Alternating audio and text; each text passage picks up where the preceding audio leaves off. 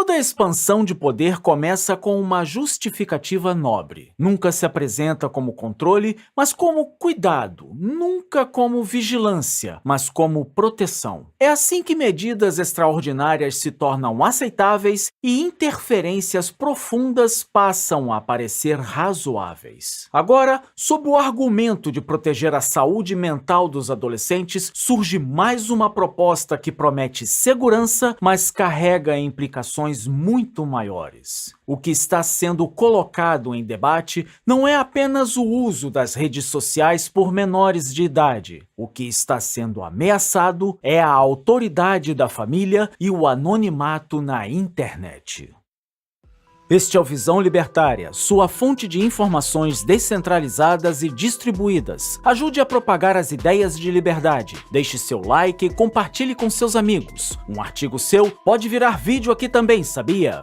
Este artigo foi escrito por Altieres, o último herói da Terra, revisado por historiador libertário e será narrado por mim, Djalma Guedes. A sanha controladora do Estado não descansa. Observamos uma ofensiva coordenada contra as nossas liberdades fundamentais. Em fevereiro, políticos abriram mais uma frente de ataque. O alvo principal são os jovens e o pátrio poder familiar. O deputado federal Maurício Neves propôs banir menores de 16 anos das redes sociais. A desculpa é a proteção da saúde mental dos adolescentes no ambiente digital. Segundo o projeto, o uso contínuo das redes causa ansiedade e distúrbios do sono. A real intenção é usurpar a autoridade da família. A família é uma ordem natural baseada em laços voluntários. O poder parental decorre da responsabilidade ética que os pais possuem sobre seus filhos. Decidir o que uma criança acessa é dever exclusivo de seus pais. O Estado coercitivo não possui legitimidade para atuar como tutor universal. Ao impor uma regra nacional, o político invade o lar. Ele destrói deliberadamente a soberania familiar. A proposta exige que as plataformas implementem sistemas rigorosos de verificação de idade. Isso representa o fim do anonimato na internet para todos os usuários. Para verificar a idade de um adolescente, a plataforma precisará mapear todos os cidadãos. Você será forçado a enviar seus documentos privados a grandes corporações. Essa centralização de dados sigilosos é o sonho molhado de qualquer ditador moderno. Ela facilita o mapeamento, a espionagem e a perseguição de opositores do regime. A falsa proteção dos vulneráveis sempre foi usada como pretexto por manipuladores políticos. Inúmeras tiranias se ergueram na história alegando defender os mais necessitados. No fundo, os burocratas desejam apenas o monopólio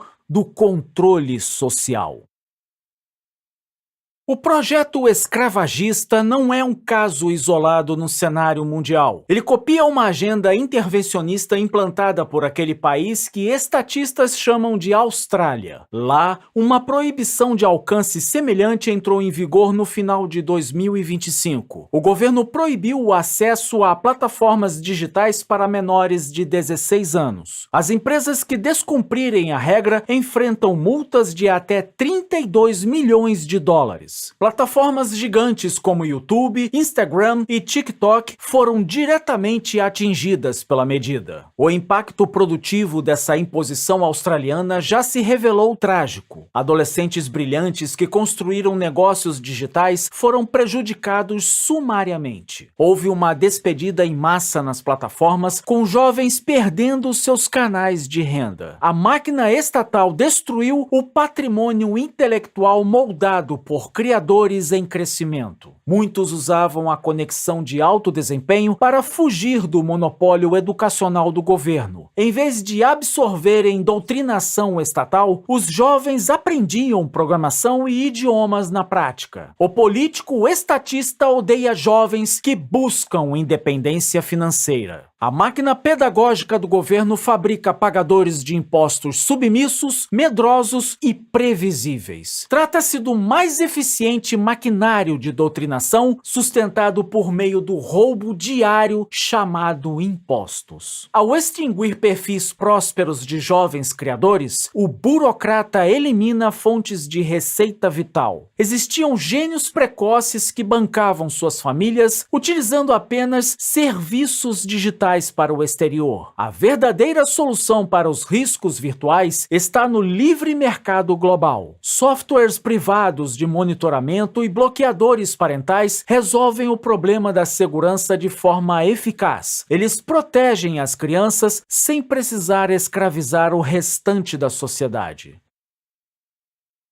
A impiedosa ofensiva autoritária atinge a internet também mediante a atuação do Poder Judiciário brasileiro. Os ministros decidiram recentemente responsabilizar as redes sociais de forma cível por postagens. O famoso artigo 19 do Marco Civil da Internet foi derrubado pela Corte Suprema. Antes, uma ordem judicial era estritamente necessária para punir plataformas por conteúdos de usuários. Agora, punições severas ocorrem se as empresas não removerem postagens após simples notificações extrajudiciais. Abriu-se completamente a porteira da censura arbitrária em larga escala contra opositores políticos. Tudo isso ocorre no escuro, sem qualquer transparência pública ou devido processo legal defensável. O modelo judicial instaurado representa a terceirização do aparato repressor governamental. As plataformas visam ao lucro em disputas mercadológicas acirradas e de longo prazo. Elas farão tudo o que for possível para fugir de problemas burocráticos locais. Sob a ameaça de multas elevadas, adotarão a censura preventiva como norma básica. Algoritmos impiedosos deletarão conteúdos que desafiem minimamente o consenso imposto pelo sistema. É a morte calculada dos formadores de opinião na nova ágora digital. Eles são silenciados por empresas que temem represálias pesadas dos ministros estatais. A decisão do tribunal listou categorias genéricas, permitindo a guilhotina virtual sobre desafetos. Enquadramentos subjetivos, como os supostos atos antidemocráticos, servem perfeitamente aos interesses da elite dominante. Muitos sabem muito bem como o sistema interpreta esses vocábulos distorcidos.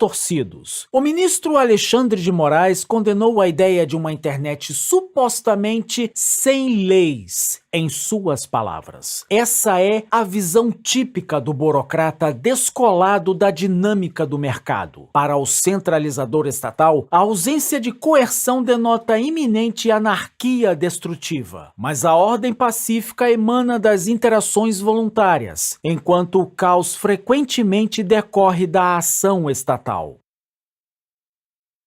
Na verdade, sempre houve regras e leis aplicáveis ao ambiente digital. Podemos citar os inúmeros casos de crimes nesse ambiente, como extorsões, ataques hackers, ameaças e conteúdos de cunho sexual envolvendo menores que são fiscalizados pela polícia. Tudo isso é desconsiderado quando se afirma que a internet seria um ambiente sem leis. Apenas uma minoria de juízes votou a favor de penalizar unicamente o usuário responsável. O ministro Nunes Marques argumentou que a liberdade de expressão é basilar na sociedade. Atribuir os danos diretamente aos autores individuais é a única visão coerente sob o ponto de vista jurídico. Porém, o mecanismo repressor estatal jamais descansa em sua busca por mais poder. O governo opta por pressionar as corporações tecnológicas com multas severas. O Estado prefere terceirizar a censura em massa às empresas. Isso cria um ambiente de medo generalizado e supressão da livre troca intelectual. O avanço da inteligência artificial também gera apreensão na classe política. Em fevereiro, o presidente Lula viajou à Índia para participar de uma cúpula global sobre o impacto da inovação tecnológica. O Brasil defendeu uma posição cautelosa e focada na regulação rigorosa defesa da tecnologia. Foram defendidos controles mais estritos sobre o desenvolvimento e as aplicações da inteligência artificial. Para parte da classe política, toda evolução não controlada representa uma ameaça. O discurso de proteção pode servir como justificativa para a ampliação de mecanismos regulatórios.